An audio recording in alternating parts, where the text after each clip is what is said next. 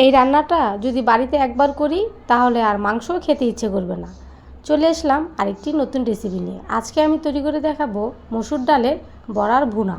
চলো তাহলে তৈরি করে ফেলি। মসুর ডালের বড়ার ভুনা। এখানে আমি 1 কাপ মসুর ডাল নিয়ে নিয়েছি। এখন আমি পানি দিয়ে ভিজিয়ে রাখবো। ডালগুলো ভিজে গিয়েছে আর আমি ডালগুলো খুব ভালোভাবে ধুয়ে নিয়েছি। এই ডালগুলো এখন আমি বেটে নেব। ডালগুলো আমি বেটে নিয়েছি। এখন আমি এতে মিশিয়ে নেব 1 চামচ হলুদ গুঁড়ো, 1 চামচ লবণ।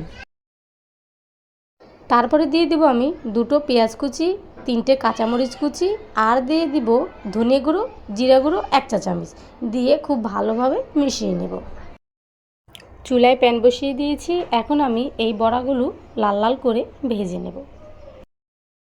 বড়ার এক পাশটা লাল হয়ে গিয়েছে, অন্য পাশটাও সেম লাল করে আমি উঠিয়ে নেব। বড়াগুলো আমি সব একরকম করে ভেজে নিয়েছি। এখন আমি উঠিয়ে নেব।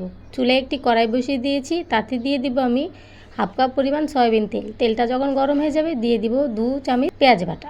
2 চামচ পেঁয়াজ বাটা দেওয়ার পর এখন আমি দিয়ে দিব 1 চামচ আদা বাটা, রসুন বাটা, জিরা বাটা দিয়ে ভালোভাবে নেড়েচেড়ে দিয়ে দিব 1 চামচ হলুদের গুঁড়ো, 1 চামচ মরিচের গুঁড়ো।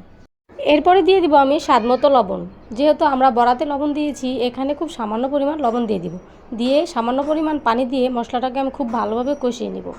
মশলার গা থেকে যখন তেলটা ছেড়ে আসবে তখন আমরা একটি একটি করে বড়া দিয়ে দিব। দিয়ে নেড়ে চেড়ে একটু পানি দিয়ে দিব।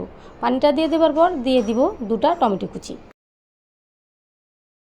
টমেটো দিয়ে দেওয়ার পর দিয়ে দেব সামান্য পরিমাণ ধনেপাতা কুচি। ধনেপাতা কুচি দিয়ে আরও 4 মিনিট রান্না করে নেব।